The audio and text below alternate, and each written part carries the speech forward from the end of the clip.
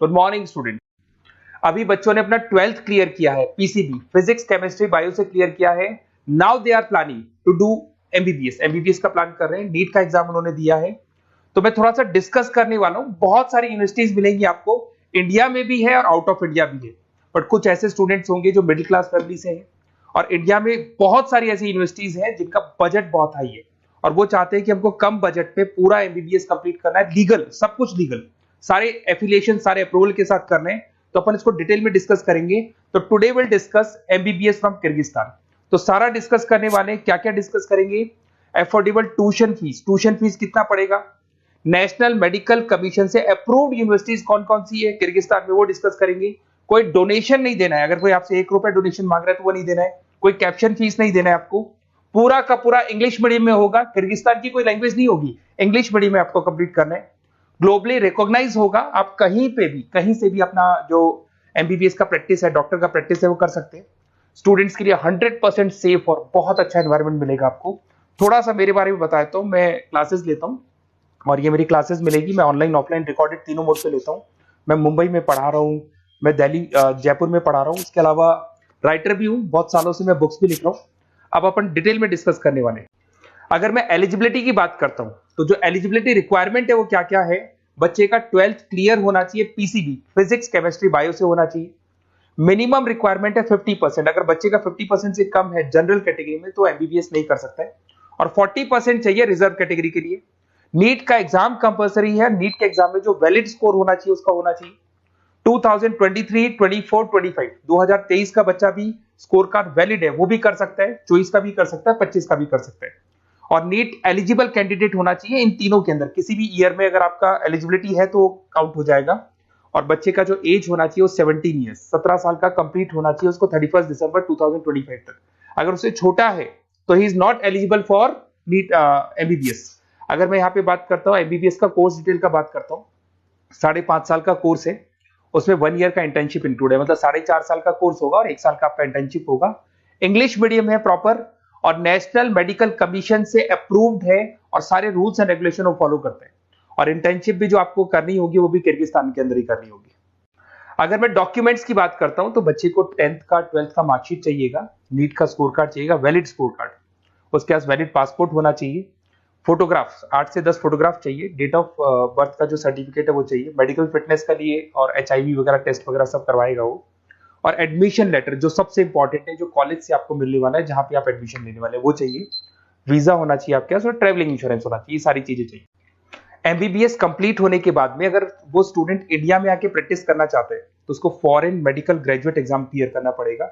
जैसे वो क्लियर कर लेता है उसके बाद इंडिया में वो प्रैक्टिस कर सकता है। अगर वो नीट पीजी के लिए जाता है तो पीजी के लिए जाएगा तो भी एग्जाम क्लियर करना पड़ेगा उसको। और अगर वो अब्रॉड में यूएस यूके, बाकी तो सब कंट्रीज में आप एलिजिबल हो गए, बट यूएस यूके के लिए आपको यूएसएमईएलई एग्जाम क्लियर करना पड़ेगा। और आप कहीं भी पूरे वर्ल्ड में आप जॉब कर सकते हो, किर्गिस्तान और किर्गिस्तान के अलावा किसी भी कंट्री में आप जॉब कर सकते हो। एमबीबीएस को लेके एक टॉप यूनिवर्सिटी है, that is royal metropolitan university, Bishkek में है, that is capital of Kyrgyzstan. यहाँ पे आपको 80 to 90% इंडियन स्टूडेंट्स मिलेंगे, और बहुत कम बजट में, और पूरी टॉप यूनिवर्सिटीज में काउंट होती है। एडमिशन प्रोसेस थोड़ा टफ पड़ता है इसका। 2015 में एस्टेब्लिश हुआ था, WHO MNC अप्रूवल है, सारे के सारे प्रॉपर इंग्लिश मीडियम में चलेगा, और इससे बेटर यूनिवर्सिटी पूरे किर्गिस्तान में आपको नहीं मिलेगी। इस कॉलेज में सारे क्लिनिकल डिपार्टमेंट्स आपको मिलेंगे, 200 बेड्स मिल जाएंगे, 400 मेडिकल स्टाफ मिलेगा आपको, और 24 hour medical surveillance and care आपको मिलेगा। इस कॉलेज का फीस स्ट्रक्चर अपन डिस्कस करते हैं।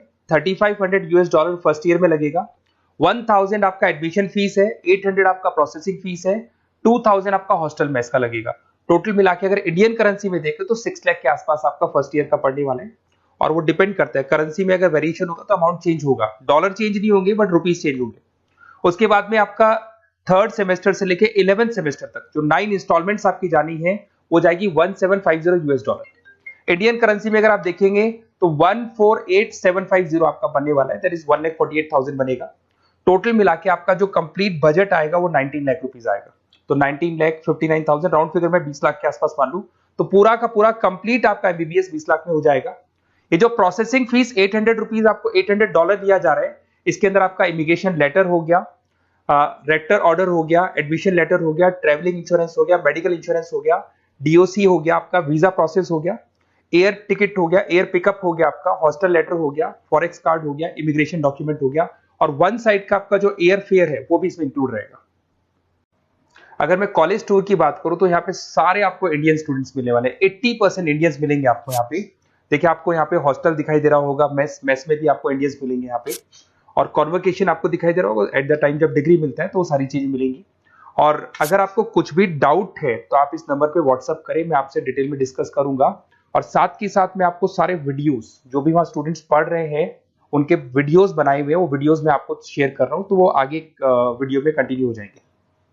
Hello, my name is Shweta. I'm a final year student of Royal Metropolitan University, and today we are gathered here to celebrate the Black Theme Day.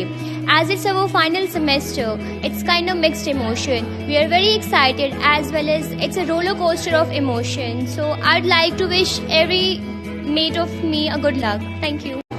Hello guys, I'm Saikitna from Royal Metropolitan University. So I'm studying 10th semester here. So ఈరోజు అయితే మేము black theme day కోసం gather అయ్యాము. ఒక 1 వీక్లో మేమైతే graduate అవుతున్నాం ఇక్కడ. సో ఇదంతా దీపక్ సార్ అంటే మాకు చాలా సపోర్ట్ ఇచ్చారు Deepak sir. So thank you so much for Deepak sir.